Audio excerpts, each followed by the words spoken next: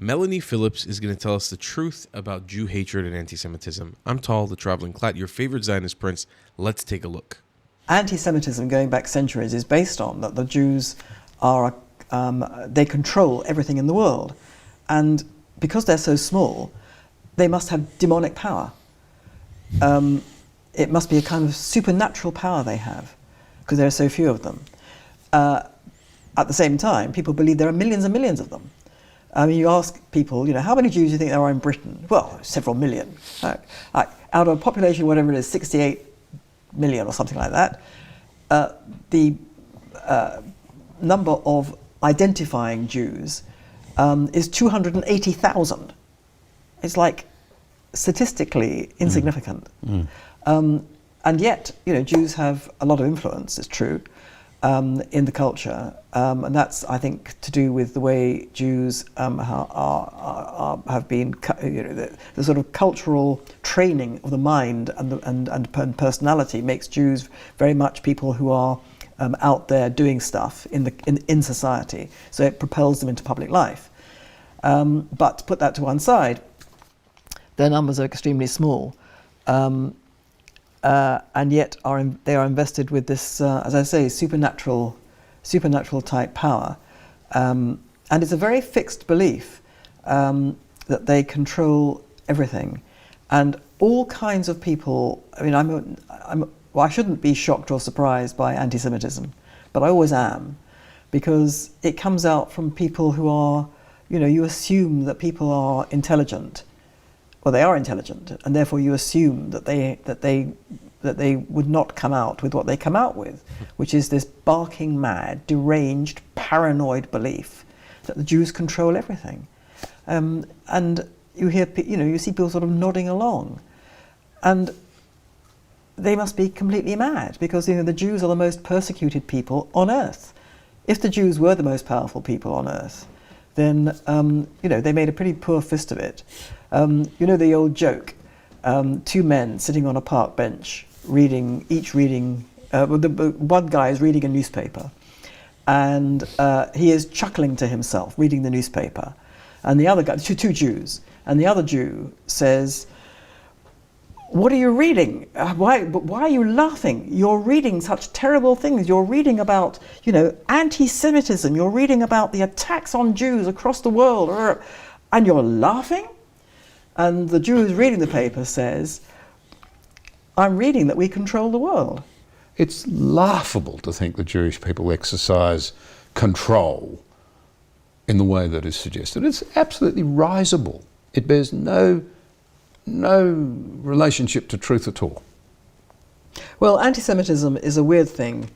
We can all find... maybe perhaps supernatural in some ways. Yeah, it's almost beyond our understanding. Well, exactly. I mean, we could all find, all kinds of very plausible and entirely, I think, justifiable explanations for why it happens in a particular way at a particular time for particular sorts of people. Those reasons are perfectly valid. Ultimately, it's a mystery. Ultimately, it's a mystery. It's the longest hatred. It has existed ever since the Jewish people began to be a Jewish people. And it continues without end. The most we can ever expect is that it's put back under its stone, so that it's kept to a minimum and, restricted to what are considered to be unacceptable fringes of society. That's how it was when I was growing up in Britain. And now it's out from under its stone and roaring around, out of control, an absolute tsunami of it, rolling across the West, and having infected countless numbers of people who are totally mainstream. They are upstanding citizens. They are professionals. They're intellectuals in universities, in politics, in the law, in medicine. A lot in medicine, for some reason, and the health systems, the official class. I mean, across great swathes of the culture, the artistic culture, and I'm afraid to say the Anglican Church. And so this is the terrible thing that's happened. I mean, I've said somewhere, I don't think it's in the book, but I've said it is in the book, but I've certainly written it. It's as if we're living through the posthumous victory of both Stalin and Hitler, in that the propaganda with which they wish to control the world and demonize people has worked, and it's jumped out of what was the Soviet Union and what was Nazi Germany, and it's now across vast swathes of the countries that fought Nazi Germany, that defeated Nazi Germany and fought the Soviet Union. This is what's so terrifying.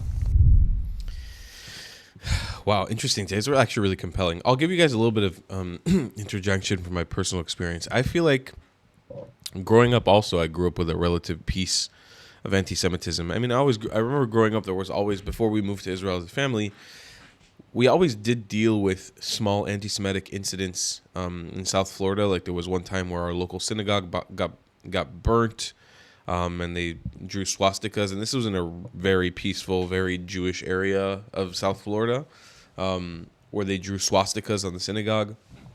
I remember obviously during 9/11, Jewish schools, I was in a Jewish school, and during 9/11,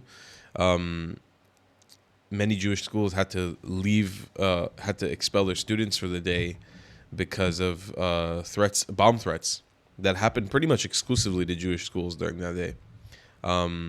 Which is funny because you have an attack on the World Trade Center, but schools in Florida were getting bomb threats called into them.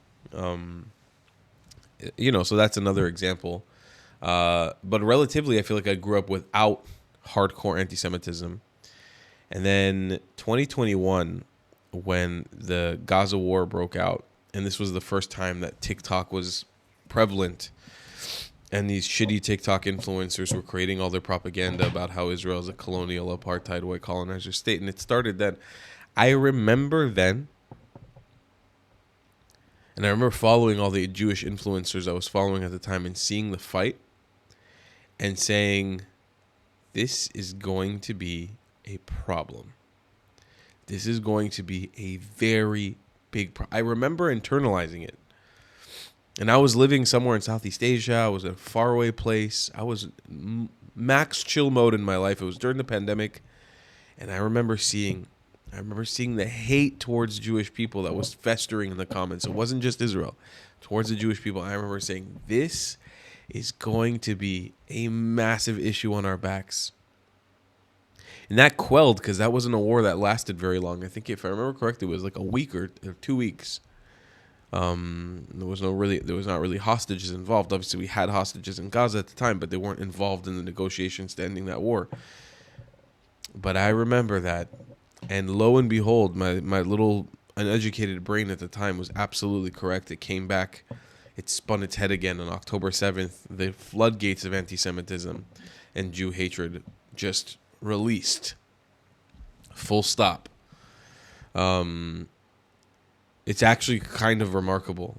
And I think that's the one thing that they say when people ask me, like, the core, what's a reason? I'm like, I don't have an answer to that question. There's not a good reason. Like, there isn't a good answer to that question, to why the hell anti-Semitism or Jew hatred exists. There's not really a good reason for it. And that, at the end of the day, kind of feels like something a little bit bigger than us. I'd love to get your thoughts in the comments, though. And I'll see you guys in the next one. I love you a long time. Bye. Anti-Semitism going back centuries is based on that the Jews says, if you believe in my content and want to support me, just know your help is needed. There's a bunch of great ways to support me, being PayPal, Buy Me a Coffee, or joining my Patreon community down below. Patreon is the best way to support my channel, and you'll get a bunch of cool perks depending on what tier you join. Another great way to support me is by buying my merchandise on thetravelingclat.com. I regularly drop new merch designs like this beautiful hat or this amazing shirt, where you can support the channel and get something cool for yourself. I also have an amazing Discord community with people from all over the world. Thank you so much for your support.